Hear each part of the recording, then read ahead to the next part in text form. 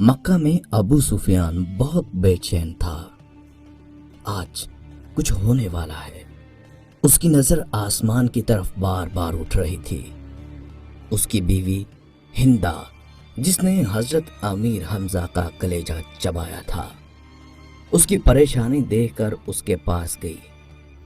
कहने लगी, क्या बात है, क्यों परेशान हो? अबू सुफियान चौंका, कुछ नहीं, तबीयत घबरा रही है, मैं जरा घूम के आता हूं। ये कहकर वो घर के बैरूनी दरवाजे से बाहर निकल गया।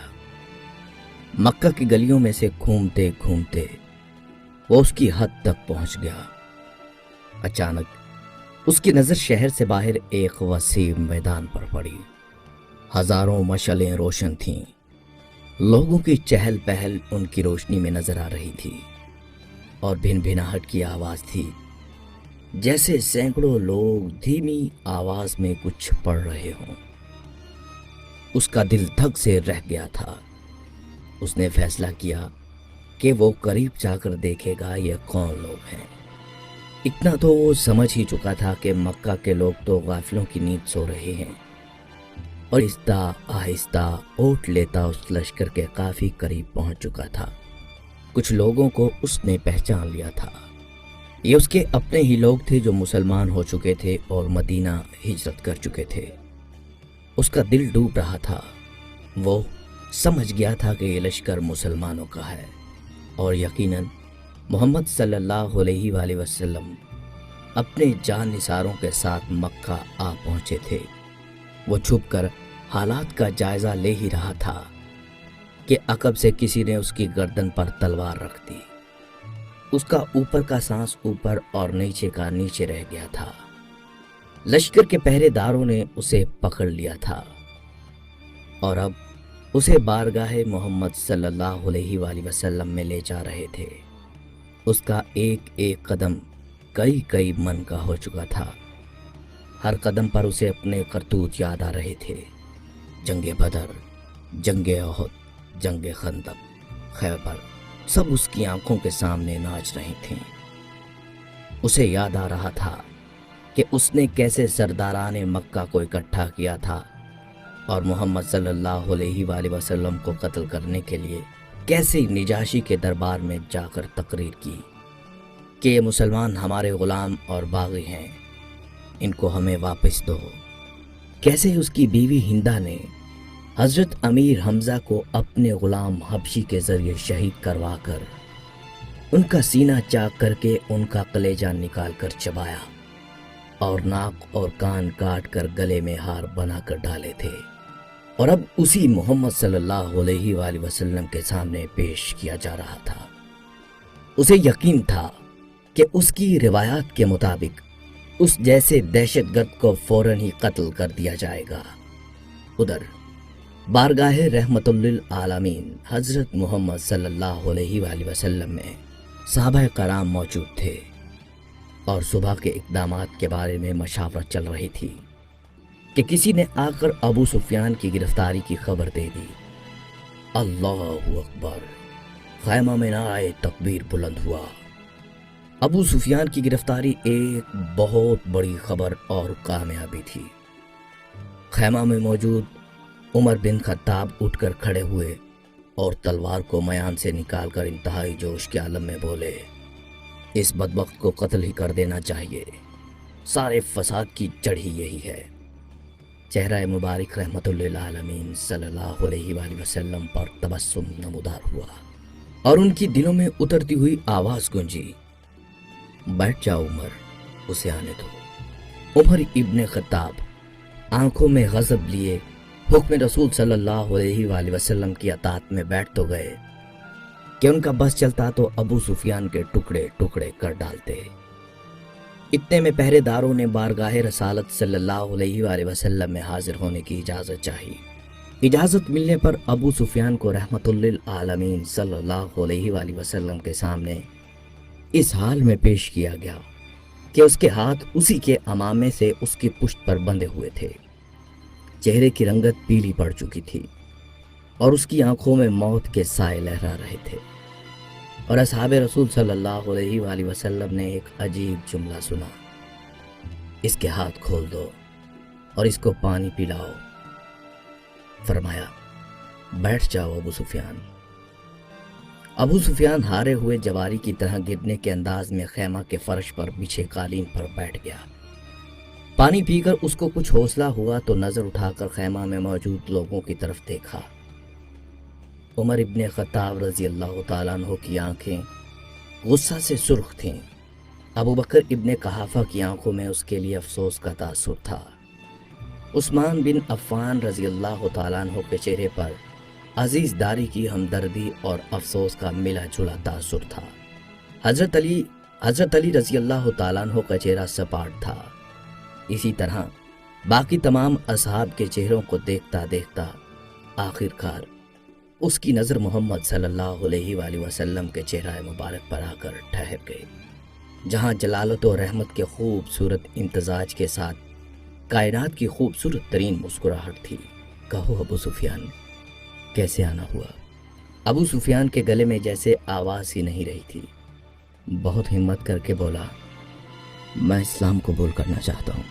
عمر ابن خطاب ایک بار پھر اٹھ کھڑے ہوئے۔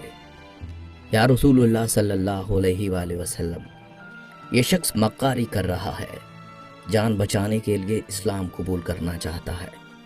مجھے اجازت دیجیے میں آج اس دشمن ازلی کا خاتمہ ہی کر دوں۔ آپ صلی اللہ علیہ وآلہ وسلم نے فرمایا، بیٹھ جاؤ عمر۔ بولو ابو سفیان، کیا تم واقعی اسلام قبول کرنا چاہتے ہو؟ جی یا رسول اللہ صلی اللہ علیہ وآلہ وسلم، میں اسلام قبول کرنا چاہتا ہوں۔ میں سمجھ گیا ہوں کہ آپ صلی اللہ علیہ وآلہ وسلم اور آپ کا دین بھی سچا ہے اور آپ کا خدا بھی سچا ہے، اس کا وعدہ پورا ہوا۔ میں جان گیا ہوں کہ صبح مکہ کو فتح ہونے سے کوئی نہیں بچا سکے گا۔ چہرہ رسالت مآب صلی اللہ علیہ وآلہ وسلم پر مسکراہٹ پھیلی۔ ٹھیک ہے ابو سفیان، تو میں تمہیں اسلام کی دعوت دیتا ہوں اور تمہاری درخواست قبول کرتا ہوں۔ جاؤ، تم آزاد ہو۔ صبح ہم مکہ میں داخل ہوں گے انشاءاللہ۔ میں تمہارے گھر کو، جہاں آج تک اسلام اور ہمارے خلاف سازشیں ہوتی رہیں، جائے امن قرار دیتا ہوں۔ جو تمہارے گھر میں پناہ لے گا وہ محفوظ ہے۔ ابو سفیان کی آنکھیں حیرت سے پھٹی جا رہی تھیں۔ اور مکہ والوں سے کہنا، جو بیت اللہ میں داخل ہو گیا اس کو امان ہے، جو اپنی کسی عبادت گاہ میں چلا گیا اس کو امان ہے، یہاں تک کہ جو اپنے گھروں میں بیٹھا رہا اس کو امان ہے۔ جاؤ ابو سفیان، جاؤ، جا کر صبح ہماری آمد کا انتظار کرو اور کہنا مکہ والوں سے کہ ہماری کوئی تلوار میان سے باہر نہیں ہوگی، ہمارا کوئی تیر ترکش سے باہر نہیں ہوگا، ہمارا کوئی نیزہ کسی کی طرف سیدھا نہیں ہوگا، جب تک کہ کوئی ہمارے ساتھ لڑنا نہ چاہے۔ ابو سفیان نے حیرت سے محمد صلی اللہ علیہ وآلہ وسلم کی طرف دیکھا اور کانپتے ہوئے ہونٹوں سے بولنا شروع کیا، اشہد ان لا الہ الا اللہ واشہد ان محمدًا عبدہ ورسولہ۔ سب سے پہلے عمر ابن خطاب رضی اللہ تعالیٰ عنہ آگے بڑھے اور ابو سفیان کو گلے سے لگایا۔ مرحبا اے ابو سفیان، اب سے تم ہمارے دینی بھائی ہو گئے ہو۔ تمہاری جان، تمہارا مال ہمارے اوپر ویسے ہی حرام ہو گیا جیسا کہ ہر مسلمان کا دوسرے پر۔ تم کو مبارک ہو کہ تمہاری پچھلی خطائیں معاف کر دی گئیں اور اللہ تبارک و تعالی تمہارے پچھلے گناہ معاف فرمائے۔ ابو سفیان حیرت سے خطاب کے بیٹے کو دیکھ رہا تھا۔ یہ وہی تھا کہ چند لمحے پہلے جس کی آنکھوں میں اس کے لیے شدید نفرت اور غصہ تھا اور جو اس کی جان لینا چاہتا تھا، اب وہی اس کو گلے لگا کر بھائی بول رہا ہے۔ یہ کیسا دین ہے، یہ کیسے لوگ ہیں۔ سب سے گلے مل کر اور رسول اللہ صلی اللہ علیہ وآلہ وسلم کے ہاتھوں پر بوسہ دے کر ابو سفیان خیمے سے باہر نکل گیا۔ وہ دہشت گرد ابو سفیان کے جس کے شر سے مسلمان آج تک تنگ تھے، انہی کے درمیان سلامتی سے گزرتا ہوا جا رہا تھا۔ جہاں سے گزرتے اس اسلامی لشکر کا ہر فرد، ہر جنگجو، ہر سپاہی جو تھوڑی دیر پہلے اس کی جان کے دشمن سے اب آگے بڑھ کر اس سے مصافحہ کر رہے تھے، اسے مبارکباد دے رہے تھے اور خوش آمدید خوش آمدید کہہ رہے تھے۔ اگلے دن مکہ شہر کی حد پر جو لوگ کھڑے تھے ان میں سب سے نمایاں ابو سفیان تھا۔ مسلمانوں کا لشکر مکہ میں داخل ہو چکا تھا، کسی ایک تیر کی نوک پر خون کا قطرہ بھی نہیں تھا۔